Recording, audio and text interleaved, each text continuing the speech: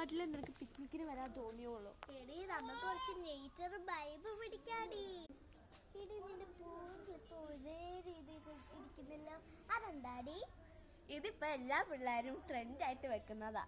പിന്നെ ക്ലിപ്പ് മോളുടേതാ, ഞാനത് അടിച്ചു മാറ്റി ഞാനൂടെ കുറച്ച് ട്രെൻഡ് ആവട്ടെ. നടക്കാം, രാത്രി ആവും മുമ്പേ വീട്ടിൽ കയറാവുള്ളേ.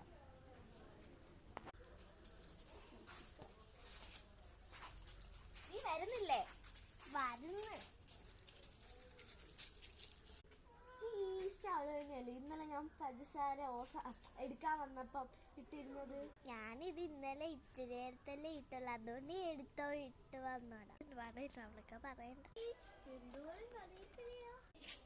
കറിവേപ്പിലേക്ക് ക്ഷാമ, ഇത് പിച്ചിക്കൊണ്ട് പോണം. എല്ലാം പിച്ചി എടുക്കുക.